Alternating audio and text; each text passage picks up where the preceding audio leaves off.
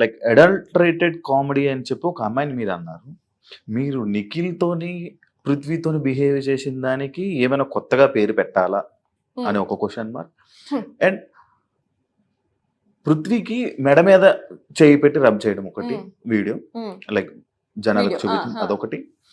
And Nikhil కి chest దగ్గర చేయి పెట్టి మీరు అలా చేయడం ఒకటి. అది ఏ సిచ్యువేషన్ లో మీరు పెట్టుంటారు? ఎందుకు అంత అవసరం ఏముంది? I told you know, like నేను ఒక బెలూన్ టాస్క్ లో అవన్నీ నేను నువ్వెవడరా నాకు చెప్పడానికి అని అన్నా. నేను డెసిషన్ తీసుకునేటప్పుడు స్విమ్మింగ్ పూల్ లో కన్సిడర్ చేయ, ఇది కన్సిడర్ చేయంటే నువ్వెవడరా నాకు చెప్పడానికి అన్నా. అది నాకు అసలు బ్రెయిన్ లో లేను లేదు, అసలు నేను అన్నా అన్న సంగతి కూడా నాకు గుర్తులేదు. టాస్క్ దాంట్లో అయిపోయిన తర్వాత కూడా నాకు అసలు చాలా టైం వరకు నేను వేరే అన్ని ఆలోచిస్తున్నాను. ఎందుకంటే అబ్బాయి వాజ్ అప్సెట్.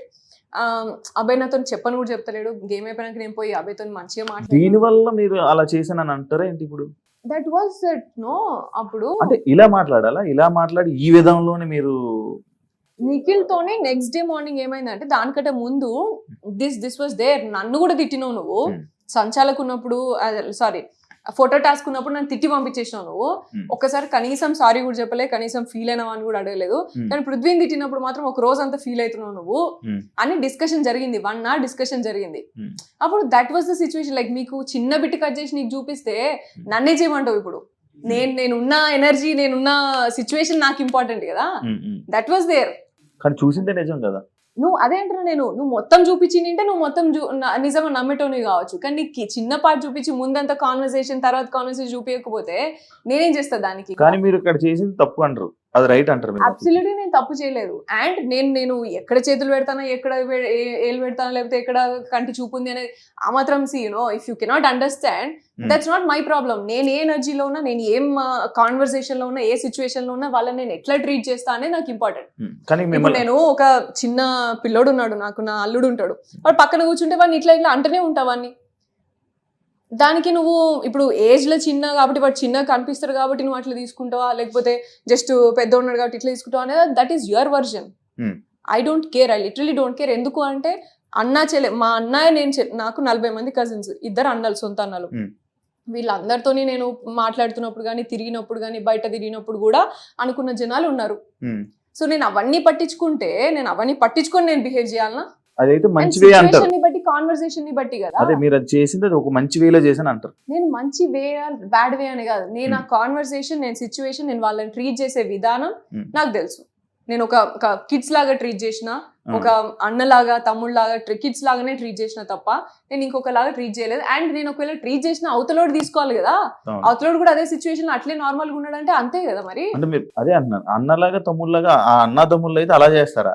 వాళ్ళు మీరు అన్న తమ్ముళ్ళు అని మీరు అనుకుంటారు, వాళ్ళు అలా అనుకున్నారా మిమ్మల్ని చెల్లి అని? డెఫినెట్ వాళ్ళు ఎన్నిసార్లు చెప్పారు మాకు మదర్లీ ఫీలింగ్ ఉంటది, మంచి కేర్ చేస్తారు అని. చాలా సార్లు చెప్పారు. ఎవరికి చెప్పారు? మాకు చెప్పారు, వేరే వాళ్ళకి కూడా చెప్పారు. వేరే వాళ్ళకి చెప్తే మరి యష్మి అని కానీ లేకపోతే మిగతా హౌస్ మేట్స్ మిమ్మల్ని ఎందుకు వాళ్ళ అన్న చెల్లెలని ఎప్పుడు అనలేదు? అండ్ మిమ్మల్ని మీ డిస్కషన్ లో కూడా అలా చెప్పలేదు? లాస్ట్ సండే ఎపిసోడ్ అయితే రీసెంట్ గా అదే లాస్ట్ లోనే, దాని తర్వాత ఏమైందో తెలియదు, వాళ్ళ డిస్కషన్ ఏం జరిగిందో తెలియదు.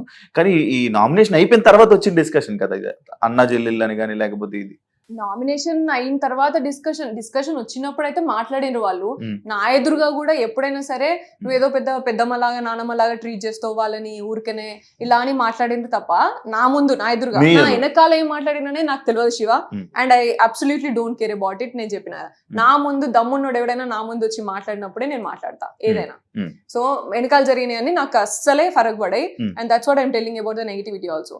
అండ్ నా ముందు నాకు మాట్లాడేటప్పుడు కూడా ఎవరైనా సరే, Vishnu also told they have a great bonding, I'm grateful for that sir అని చెప్పేసి చెప్పింది సాటర్డే ఎపిసోడ్ లో. And Yashmi also declare that you know ఆమె ఒక బ్రదర్ అండ్ సిస్టర్ లాగా అడ్వైస్ ఇస్తుంది, కానీ వాళ్ళు ఎట్లా తీసుకుంటారు అనేది వాళ్ళ ఇష్టం సార్. అది దాన్ని హౌస్ మొత్తము రాంగ్ గా ఇంటర్ప్రెట్ చేసుకుంటున్నారు అని చెప్పింది. ఆమె క్లియరెన్స్ ఇచ్చింది. ఆబ్వియస్లీ అనుకుంటారు, ఎందుకంటే మీరు అబ్బాయిలతో ఉన్నారు, అమ్మాయిలతో ఏ అమ్మాయితో లేరే? నేను అబ్సల్యూట్ గా అందరు అమ్మాయి, నైనికాతో ఉన్నా, నేను నార్మల్ గా మాట్లాడడం కాదు కదా ఉండడం అంటే. మాట్లాడడం అంటే నైనికాతో I share a good bond. ఇప్పుడు మనం ఇంతసేపు మనం డిస్కషన్ చేసాం, ఒక అమ్మాయితో మీ బాండింగ్ చెప్పారా? నువ్వు అడగలేదు, క్వశ్చన్ అడగలేదు. ఆల్రెడీ చెప్పారు, నాకు సీతతో బాండింగ్ ఉండేది, మధ్యలో పోయింది కానీ చెప్పారు. కానీ ఇంకొకరు చెప్పలేదు. ప్రేరణ గురించి చెప్పిన, యష్మి గురించి చెప్పిన, ప్రేరణ గేమ్ గురించి చెప్పారు. ప్రేరణ వాస్ దేర్. ప్రేరణతో మంచిగా ఉండే. నేను క్లాన్ చేంజ్ అయినప్పటి నుంచి మాకు డిఫరెన్సెస్ వచ్చినాయి. అదే ప్రతి ఒక్క అమ్మాయితో డిఫరెన్సెస్ వచ్చాయి. కానీ నిఖిల్ పృథ్వీతో డిఫరెన్సెస్ లేవు కదా, వాళ్ళు కలిసే ఎందుకు ఉన్నారు లేవు? కదా. బరాబర్ ఉన్నాయి. ఆ. ఎందుకు లేవు డిఫరెన్స్? వీళ్ళతో వెళ్ళి బతిమాలినట్టు వెళ్ళి ఆ అమ్మాయిలతో బతిమాలలేదు కదా, ఎవరితో అమ్మాయిల దగ్గరికి వెళ్ళి బ్రతిమలాడలేదు కదా. లైక్ వీళ్ళకేమో ఇలా బుజ్జగించి వీళ్ళకి ఒక్కొక్కటి ఎక్స్ప్లెయిన్ చేశారు, వీళ్ళు పక్కన కూర్చోబెట్టుకుని ఒళ్ళో పడుకోబెట్టుకుని. బట్ అమ్మాయిలకి అలా చేయలేదేమి? సో ప్రేరణకి నీకు నేను ఎక్స్ప్లెనేషన్ ఇచ్చింది మీకు కనవడలేదు కావచ్చు, మీరు చూసుకోలేదు. నేను ఎన్నోసార్లు ప్రేరణ దగ్గరికి వెళ్ళి I miss you Prerana, I miss you Prerana అని చెప్పేసి లిటరల్లీ ఒక 4 సార్లు అన్నా నేను పోయి. మేకప్ నాకు మామూలుగా సాటర్డే ఆమెనే చేసి రెడీ చేస్తుంది, అప్పుడు కూడా పోయి నేను I miss you so much Prerana, నాకు ఎందుకో నువ్వు తెలియదు నువ్వు ఎట్లాను అని చెప్పేసి కూడా అన్నా. అండ్ యష్మితో కూడా మాట్లాడాను నేను ఈ విషయం. ప్రేరణ ఎందుకు అట్లా గిచ్చికాయం పెట్టుకుంటాను నువ్వుకే ప్రతిదానికి, చిన్న విషయానికి పొద్దు నుంచి అన్నప్పుడు కూడా. గిచ్చికాయం అంటే లైక్ ఏదో ఒకటి ఇట్లా అనడం అన్నట్టు, ఇట్లా అది జనరల్ గా యూజ్ చేస్తాం మా తెలంగాణలో, మామూలుగా వాడతాము. షీస్ లైక్ క్లాన్ చేంజ్ అయినప్పటి నుంచి ఇలా యూనో నేను టీ పెట్టుకుంటున్నప్పుడు కూడా టైమింగ్ ఇస్తారు, మాకు టైం ఉన్నది మీకు తెలుసు కదా, టైమర్. సో ఆ టైమర్ ప్రకారం పెట్టుకుంటున్నప్పుడు మా టైం మాకు రన్ అవుతుంది, తొందరగా పెట్టుకోండి ఇంకెంతసేపు ఇట్లా అని అంటున్నాయి. ఎందుకు మాకు ప్రెషర్ అవుతుంది, ఇచ్చిన టైంలో ఆల్రెడీ మేము ఫినిష్ చేయాలా, టీ పెట్టుకోవాలా, తక్కువ టైంలో ప్రెషర్ అవుతుంది కదా ప్రేరణ, పోయి కూర్చో అని చెప్పేసి అన్న, తీసుకోకు ప్రెషర్ అయితే అని చెప్పేసి అన్న. సో అట్లాంటి చిన్న చిన్న విషయాలలో అండ్ ట్రే దగ్గర ఏదో చిన్న విషయాలలో గొడవ పెట్టుకుంటున్నప్పుడు నేను అన్నా. And also I went and said sorry to Seethu and ప్రేరణని హక్ చేసుకొని ఐ మిస్ యూ ప్రేరణ అని చెప్పేసి చాలాసార్లు అన్నా. అండ్ టాస్క్ లో మాట్లాడుతున్నప్పుడు కూడా ఆమెను ఎంకరేజ్ చేసిన, తాళీ టాస్క్ అప్పుడు కూడా ఆమె వచ్చి నాతో మళ్ళీ మంచిగా మాట్లాడింది. ఇవన్నీ మీకు చూపించకపోతే నన్ను ఏం చేయమంటావు Shivu? I had good journey, that's what I'm telling. With everybody I had a good journey. And యష్మితోని కూడా నేను అదే చెప్పిన, ఫస్ట్ చెప్పేటప్పుడు కూడా చెప్పిన, యష్మితోని 3rd వీక్ నుంచి we were very good and she started understanding more. Sonia నీ మీద హర్ట్ పెరుగుతోంది ఇట్లా అని కూడా అంత మాట్లాడింది, ఇవన్నీ మాట్లాడింది. అంటే ఇప్పుడు మీరు మాటలతో అండ్ యష్మి అండ్ ఫస్ట్ లోనైతే అసలు యష్మి ఎవరికి బెడ్ షేర్ చేయకపోతుంటుండే, అట్లీస్ట్ ప్రేరణతో కూడా షేర్ చేయకపోతుండే.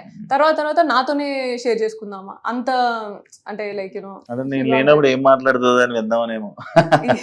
కొంతమంది కొంచెం టైం లో ఓపెన్ అప్ అవుతా ఉంటారు, కొంత టైం స్పేస్ అంతే, అది స్లోగా. మాటలతో సీజన్ గెలిచేద్దాం అనుకున్నారా అని అంటే దానికి మీరు answer?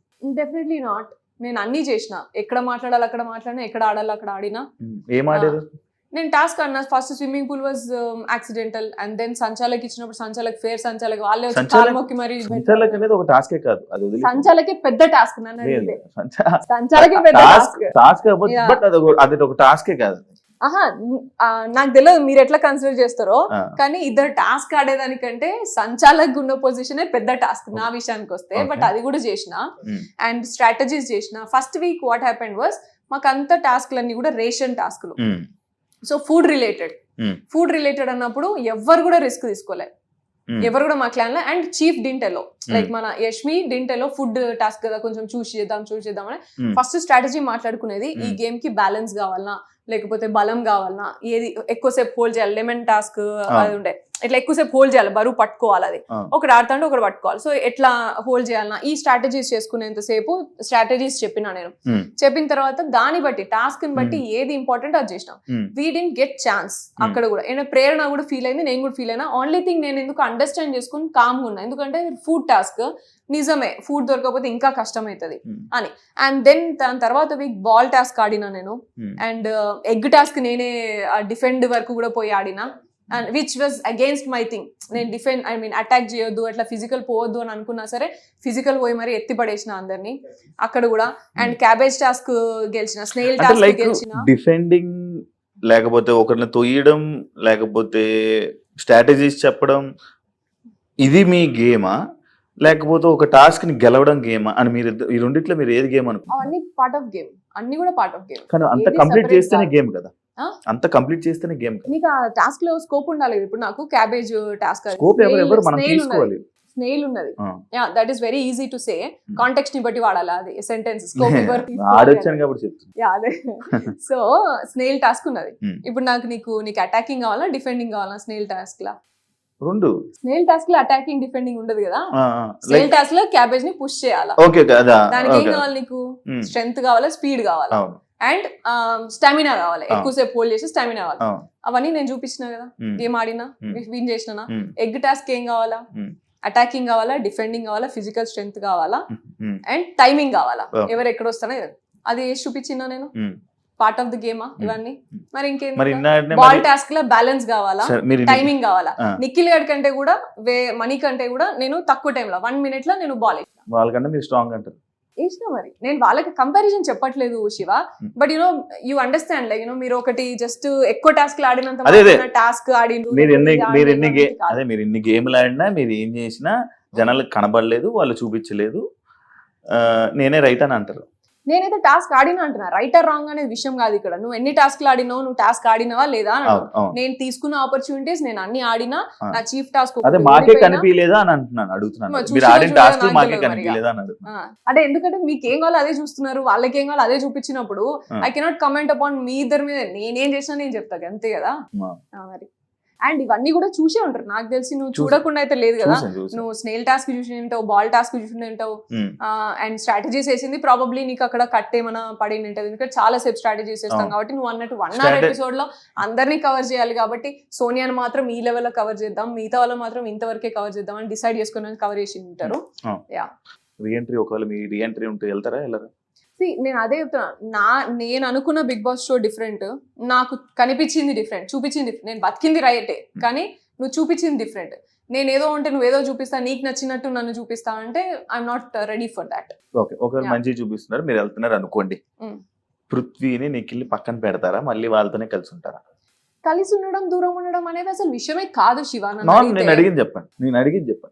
Never know like Prithvi ఇప్పుడు బయట మీరు సిచ్యువేషన్ చూసి వెళ్తున్నారు కాబట్టి పృథ్వీతో నిఖిల్తో మంచి వెళ్ళి మళ్ళీ సేమ్ ఇదే బాండింగ్ నడుపుతారా, వెళ్ళి వాళ్ళిద్దరిని పక్కన పెట్టేసి లేకపోతే వాళ్ళతో గొడవ పెట్టుకుని వాళ్ళని పక్కన పెట్టేసి మళ్ళీ వేరేది ఏదైనా జరుగుతుందా? గొడవలు కావాలని పెట్టుకునేది కాదు. And bonding will remain even if it is Bigg Boss show or even if it is outside Bigg Boss ఉంటది. కాకపోతే నేనేమి అంటే ఇది మార్చాలి ఇది మార్చొద్దు అని నేను ఏం అనుకోలేదు. And even if I do that నా హార్ట్ అట్లా యాక్సెప్ట్ చేయదు. ఎందుకంటే బాండింగ్ నేను ఉన్నా ఎమోషనల్ గా ఉన్నప్పుడు నేను అవుట్ రైట్ నేను పోయి నేను ఇట్లా పోట్రే అవుతుంది కాబట్టి నేను నీతో ఉండను అనేది కాదు. బట్ నువ్వు జూమ్ చేసేది మాత్రము అట్లా కాకుండా ఉంటది అని చెప్పేసి అయితే నేను అనుకున్నా అంతే. నువ్వు జూమ్ చేసే స్కోప్ అయితే ఇయ్య నేను, అదొక్కటైతే క్లియర్. కానీ వాళ్ళు చేస్తూనే ఉంటుంది. అదే ఆర్జీవి ట్వీట్ మీ గేమ్ ని మార్చింది, బయటకు వచ్చి విన్నారా? ఆర్జీవి గారు మీ గురించి ఒక ట్వీట్ పెట్టారు, దానివల్ల మీకు ఏమైనా నెగిటివ్ వచ్చిందని అనుకుంటున్నారా? కొంతమంది అన్నారు ఇలాగా పవన్ కళ్యాణ్ ఫ్యాన్స్ అగేన్స్ట్ అయినారు, లేకపోతే చంద్రబాబు గారి ఫ్యాన్స్ అగేన్స్ట్ అయినారు, లేకపోతే అట్లా అనేసి అన్నారు. But for me doesn't matter. నేను పవన్ కళ్యాణ్ పిచ్చి ఫ్యాన్ చిన్నప్పుడు. చిరంజీవి ఫ్యామిలీ అండ్ పవన్ కళ్యాణ్ గారికి పిచ్చి ఫ్యాన్ నేను. అండ్ చంద్రబాబు నాయుడు గారి విజనరీ ప్లాన్ కి నేను నా 10th క్లాస్ నుంచి అసలు నేను ఘోరంగా ఆయన విజన్ 2020 చూసి నేను నా లైఫ్ లో నెక్స్ట్ 5 years ఎలా ఉండాలా అనేది డిజైన్ చేసుకునేది నేను. మీరు ఒక విజన్ చేద్దాం, మీరు ఒక ఏదైనా ఒక విజన్ పెడదాం అనుకున్నారా? లైక్ రెగ్యులర్లీ నేను ప్లాన్ చేసుకుంటా. ఆయన దగ్గర నుంచి నేను పిక్ చేసుకున్నది అది విజనరీ 2020 అనే అట్లా ఆయన దగ్గర నుంచి నేను పిక్ చేసుకున్న క్వాలిటీ అది విజన్. లైక్ ఎవ్రీ 5 years నా ప్లాన్ ఏంటిది లైఫ్ లా అని చెప్పేసి నేను రాసుకునేది. సో అంత ఇన్స్పిరేషన్ నాకు. అండ్ ఆర్జీవి గారు లెవెల్ నేను ఆల్రెడీ చాలాసార్లు చెప్పిన, ఆయన ఫిలాసఫీ కానీ ఆయన మూవీస్ లేకపోతే ఆయన ఐడియాలజీకి కానీ నేను పెద్ద ఫ్యాన్ ఆయనకు కూడా. సో ముగ్గురికి నేను ఫ్యాన్. వీళ్ళ వల్ల వీళ్ళు అగేన్స్ట్ అయిందా వీళ్ళ వల్ల అగేన్స్ట్ అయిందా అనేది నేను నమ్మా. అది అంతా అది నాకు ఎఫెక్ట్ అయిందని కూడా నేను ఏమంతా నమ్మట్లేదు. మీరు ఒక ఆర్జీవి గర్ల్ కేటగిరీలో మీరు లోపలికి వెళ్ళారు. నో, బట్ మిమ్మల్ని అదే కదా ఆర్జీవి గారు కూడా మీరు లోపలికి వెళ్ళినప్పుడు మీ గురించి ఎంట్రీలో వీడియో ప్లే అవ్వడం, మీరు ఒక ఆర్జీవి లిస్ట్ లో మీరు లోపలికి వెళ్ళారు అనేది ఇది.